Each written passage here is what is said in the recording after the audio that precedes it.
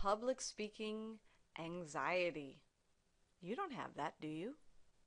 Well, if you do, you're not alone. There are quite a few people that experience anxiety when it comes to public speaking. There are tons of research out there that shows the percentage of people that experience anxiety and to what level. I want to show you a survey here. This is a pretty commonplace survey, so you can see results that are similar to this regardless of what research you look at. And that survey said that 70% of people named giving a speech as their greatest fear. So of all the things that you can be afraid of, that group of people named public speaking as their greatest fear. So 70% of that group feel that of anything that you could be afraid of, public speaking should be that number one. Now, that is a pretty huge percentage, and it kind of puts things into perspective a little bit. So if you are feeling anxiety, whatever level that might be, know that you're not alone. And the levels can range. You can have a very low level of anxiety where you experience just a little bit of nervousness before or during a speech, all the way up to a debilitating level of anxiety where you would remove yourself from situations if possible in order to avoid an experience of public speaking. So regardless of where you are, there are tips and tools and practices that can help you to move past that. And a couple of things that will get you started is to ask yourself a few questions. Number one, why would you be afraid of public speaking? What's the reason behind the fear? Is it deep-seated and ingrained? Is it very surface level and something that is easily managed? Those are key questions. Why do you fear public speaking in the first place? And then once you're able to answer that, what do you do when you get nervous? So what kind of reaction do you have to the anxiety? Do you display physiological reactions like sweating and shaking? Do you feel a jumbling in your mind of the words? Do you go blank? What is your response to that anxiety? And what can you do to fix or, if needed, hide those reactions to anxiety? Like I said, there are numerous levels of research on this subject. Scholars that have looked at the percentage of people that fear public speaking, how they react to public speaking anxiety, and what they do to fix or to hide those fears. There is one particular scholar, one theologian, that I think gives us a really unique perspective, really draws out the key idea, and helps us to see things in a different light. And that theologian is Jerry Seinfeld. Here's what Professor Seinfeld has to say about public speaking anxiety. I saw a study that said speaking in front of a crowd is considered the number one fear of the average person. I found that amazing. Number two was death. Death is number two? This means to the average person, if you have to be at a funeral, you would rather be in the casket than doing the eulogy. All right. So obviously Jerry Seinfeld is not a famous theologian in the area of public speaking, but still, nonetheless, he kind of gives us an interesting perspective if you think about it. If your number one fear is public speaking, what comes after that? Death? Fatal injury or major injury, other people in your family getting hurt or injured. So if public speaking ranks above that, it is vital that we understand why. Because once we can understand why, and maybe even just put it into perspective, we can change the way we experience public speaking and maybe reduce or even remove that anxiety to some degree. So we're going to look at one of the ways in which we can assess that anxiety. Try to find out what level of anxiety we are experiencing and maybe some of the categories within that anxiety that we can look at in order to kind of adjust our perspective. And that is through what we call the public speaking anxiety scale, or the personal report of public speaking anxiety. This is a certified scale that was created way back in 1970 and still works today. So it's been around for a long time and it still works fairly well. So you want to take a look at this scale, and I provide you that scale in the course that will help you to analyze your fear and see what number you rank at. Once you've gone through all the questions, you can see down here how to create your scoring. And you need to be real careful when you're doing your scoring. Make sure you do follow each step and calculate your number appropriately, because if you don't, it's going to give you an incorrect number. So follow this. See if you get a number that ranks into one of these categories. High would be any level over 131. So if you get a number that's 156 or 165 or something like that, you are on the high level of anxiety scale. So you are close to that debilitating anxiety. If you are below 98, then you have very low to, depending upon your number, almost non-existent levels of anxiety. So if you had, say, a 34, 35, 36, you have virtually no anxiety at all. So anything in between 98 and 131 is pretty moderate. That's pretty standard. And most people will get that ranking. When I do this activity in my face-to-face classes, I usually have people line up along the wall according to their number, if they so desire to stand up and reveal that number. And oftentimes I'll see 3 or 4 people on the low side, so 98 and below. I'll see a good chunk, and of a class of 22, I'll see maybe 12 people, 13 people in that middle range, that 98 to 131. And then I'll see maybe 2 to 3 or even 4 people in a class that are on the high range. So they're 140s, 150s, and even 160s. So those are the percentages that I often see. And check out where you lie. Do the survey. See what your number is. See how severe the anxiety is, and then start addressing it. So let's look at some of the ways in which you can manage your speech anxiety. So you have to, again, ask yourself some questions. What makes you anxious? That's the first question you want to address. What specifically makes you feel that anxiety? So what is going on in your head when you are feeling nervous? So a speech is coming up. Put yourself in that situation. A speech is coming up. What are you thinking? What are you feeling? When you start to get those little pangs of anxiety, or your heart starts to race a little bit, or you want to run away, what is it that makes you feel that way? What kinds of things come up? Is it a lack of positive experience? So did you have a bad experience in the past? When I was in 5th grade, I forget what the performance was, but I was doing some performance.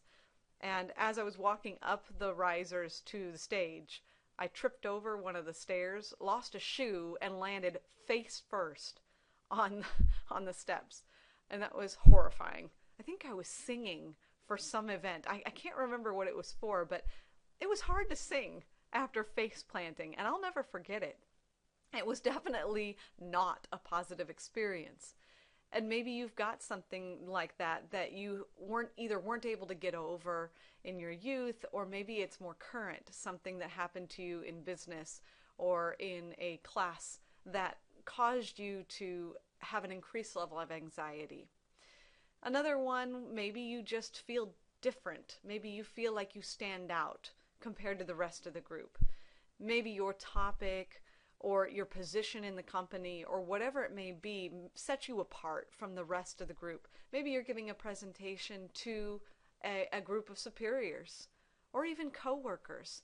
You don't feel like you are the same. You feel like you are standing apart from them. So is that what's making you nervous? I'm not telling you how to solve those things yet. Just what is it that makes you nervous in the first place? Maybe it's being the center of attention and that's it. That you don't like all eyes on you. Or maybe it's just that you don't like all eyes on you up front. So if you were sitting in a circle, maybe you'd feel a sense of camaraderie or equality, and therefore it wouldn't be as anxiety producing if you were sitting in a circle talking out loud as it would be if you were standing in front of an audience. So maybe just being the center of attention is all it takes for you to feel that level of anxiety. So once you've answered that question of what makes you feel anxious, then look at the idea of when you start getting nervous. So at what point in the process of public speaking? Do you start to feel the anxiety? Now I'm going to provide a table here. I think this gives a good layout of the points in which you can feel anxiety. So we have 4 areas: pre-preparation, preparation, pre-performance, and performance. So what do you do during these situations? Now these are a little bit corny, but I'm going to explain to you why they work and a little bit more detail there. So think about your anxiety. At what point do you get nervous? At what point does that anxiety start to surface? Is it pre-preparation?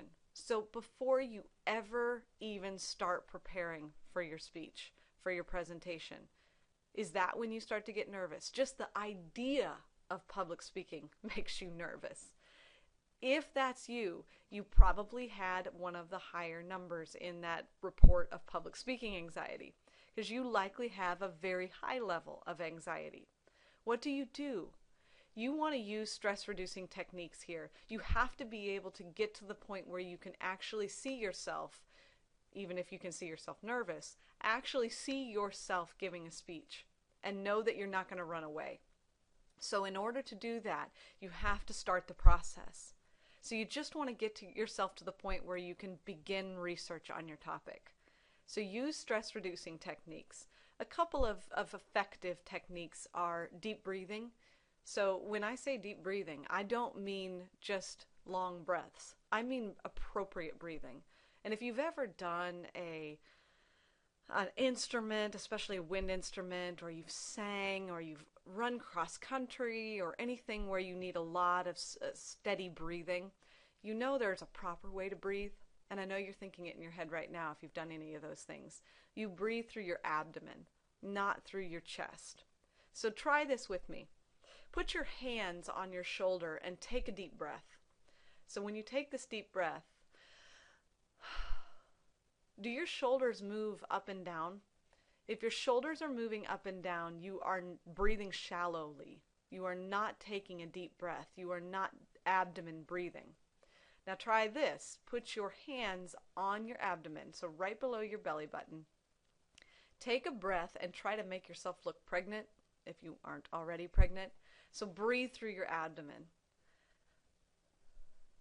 Okay, that should make you hold a larger amount of breath and sustain your breathing a little bit longer when you're speaking. But in addition to that, it also calms you down a little bit more. So you use that deep breathing in order to calm the system down and to relax the twitching or the anxiety that is coming out. So use that deep breathing to calm yourself down. You can count in your head if you want. I mean, all those standard practices work, but this is usually for those that are really anxious. They are all the way up at this level.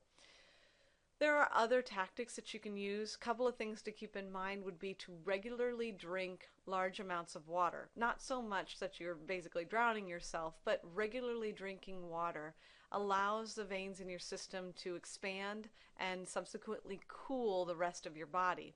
If you've ever noticed, if you go to sleep at night and your bedroom is real cool, it's not warm by any means, but you wake up frequently sweating a lot. If you've ever felt that before, it probably means that to some degree you're dehydrated. And that dehydration is due to a lack of regular drinking of water throughout the day, and usually cooler water, ice water or something along those lines. So when you don't drink that cooler water, your veins tend to close up a little bit, and it takes a lot more effort for your body to keep cool. And if you're lying in bed with covers over you, it's obviously going to take that much more effort for your body to try and keep cool, and it'll start to sweat in order to release that heat. Well, when you're giving a speech and you're anxious, your blood is pounding through your veins a lot faster, again, working hard. Therefore, you start to sweat. So drinking water starts to cool that system down. So pre-preparation is one of those things that could induce anxiety, and drinking water, taking deep breaths, those can help to calm the system down physically so you can mentally address that anxiety. So maybe you're pre-preparation, maybe you're not. Maybe you can get to the point where you are researching, but at that point you start to get anxious. Now, in the preparation stage, I tend to fall into this level of anxiety sometimes. In the preparation stage, you can again diffuse that anxiety by those stress-reducing techniques. But in addition to that, take the research in stages. Don't overwhelm yourself with too much research at one point in time. You want to take chunks. So, for example, in a speech, maybe you only work on one idea at a time. So you know you're probably going to have 2 or 3 main points. Maybe you're doing a presentation at work where you're going to relay some data. So take only little bits of that data at a time and do your structuring, do your research of that data at that point in time. If you've ever been in an English class, oftentimes they'll tell you to write a bit of the paper, then walk away. Then write another bit of the paper, then walk away, in order to keep yourself from kind of restating things or becoming anxious about how it sounds, or to kind of fall off and not write it effectively. So during that preparation stage, do it bits and pieces at a time. So maybe it's not the preparation stage, maybe it's the pre-performance. So right before you get up there and start speaking. Is it that pre-performance? Are you feeling anxious right before you get up there? Again, I feel this level of anxiety at some points. That does go away with experience. I can promise you that. It goes away with experience, or at least it dials down significantly with experience. But what it also would help is if you were to practice your speech out loud. Not necessarily is it vital that you practice your speech in front of other people, although that is helpful. And it's not necessarily vital that you practice that speech in front of a mirror. I personally hate that. I don't want to see what I look like when I'm speaking. I can't see myself when I'm speaking to a classroom full of students. I'm just going to assume that I look great. So instead, practice those speeches out loud in your car as you're driving, or in your room walking around. Something where you can hear your voice. That tends to reduce that pre-performance anxiety so that you can feel confident in what's coming up and you know what to expect. No, it's not going to completely go away, but it makes a huge difference. It also makes a huge difference in the performance part. So once you have practiced it out loud and you have heard yourself say this speech over and over again, you feel a little less anxiety when you're actually delivering the speech. In addition, you may want to manage the anxiety in the introduction more than anything else. So get that intro down perfect. Make sure it is known to you, memorized forward and back, even if the rest of the speech is not memorized at all. Get that intro down perfectly. Use a good attention getter. Grab your audience right away and keep the speech as short as possible so that you don't feel like you're beating a dead horse. So these are some of the tactics that you can use. It depends on your experience, what works and what doesn't. But there are a number of things that can be done to help manage anxiety. Now, a couple of things can also be done to boost your confidence. So what can you do to get yourself in the zone? Again, prepare and practice. Make sure you've got it all set up and then practice it out loud. However you feel is best for you, practice it out loud. Me, it's driving in my car on the way to work, or it is walking around in my room. Modify your thoughts and attitudes. Don't subject yourself to the self-fulfilling prophecy. Don't just assume that you're going to do poorly because you've done poorly in the past. Try to make it so that your confidence can be self-induced. So talk yourself up if you can. Make sure you feel the confidence right before. Another tip that I have had students do in the past is to do power poses. Now, if you've ever seen a power pose, it is basically a pose that lifts the chin and throws back the shoulders and lifts your chest. So that could be, say, standing up and doing the Wonder Woman pose, if you've ever seen that before, where you've got your hands on your hips, your chest out, and your chin up. Or maybe it is, if you're sitting, you put your feet up on a chair and put your hands behind your head and lean back so that that chin is up and the chest is out. Whatever pose you need to do that gets the chin up and the chest out. Those are good tools. They're good tactics, and we'll talk more about those later.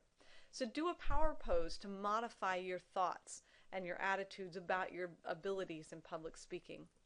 Also use some of those stress-controlled breathing. Inhale through the abdomen and say to yourself mentally, relax, breathe, relax, something like that to chill yourself out, to try to calm yourself down. Take regular sips of cool water to relax yourself, and by all means, do not drink a ton of caffeine right before you give a speech. Caffeine restricts those blood vessels and to get your heart pumping. And while a little bit is not a bad thing, too much will send you into overdrive and you will start being jittery and sweating and all of those things. So please try to restrict, at least to restrict, if not get rid of it completely, the levels of caffeine you intake right before a speech. And then movement. Try to move around a little bit. Don't lock your knees when you speak. Try to move at least from side to side, not in a habit of swaying, but some kind of side-to-side movement, or to step around the area that you can give your speech in. So move from one end of the room to the next if it's a small area. Use the stage appropriately if you are in a stage setting. Or, move your gestures a bit. So point to people as you're speaking, nod, move your hands naturally as you're speaking. Don't restrict them. Don't grab the podium or cross your arms or put your hands in your pocket. Allow the gestures to flow freely so that your blood keeps moving and you don't get that anxious physical feeling. These are just a few ways to boost your confidence, and there are so many tactics and tools that you can use to reduce anxiety. I mean, there are tons of things that you can do. If you just do a simple Google search for reducing anxiety, you'll find a million ways in which to do so that are subsequent to what I have said here. There are very standard, commonplace ways to reduce anxiety, and there are unique ways to reduce anxiety. And one of those is animals. Do you think animals can help to reduce anxiety? Let's watch this short clip on how that may or may not be possible. And it turns out dogs may be able to help with your mental health also. As Teresa Lalonde reports, some are now being trained to help people cope with high stress and anxiety. It's all fun and games today. But in 2 short years, these puppies will be pressed into service. Basic training for Maggie, Kenzie, and Tucker starts now. Tucker, sit down. Good boy, Tucker. And we always treat reward. It's all positive. Tucker, let's learn turn. Come on, turn. The breed of choice, New Zealand herding dogs.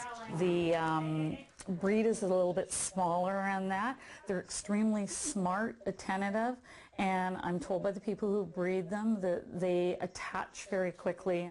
We know that dogs are generally great for our mental health, but service dogs are now being used for a range of mental illnesses. Service dogs can be trained to help people with depression, bipolar, panic or obsessive compulsive disorder, post-traumatic stress, or agoraphobia. We met a young woman who had a 9-year-old son. She couldn't get past the driveway of her house with all the issues that she was dealing with.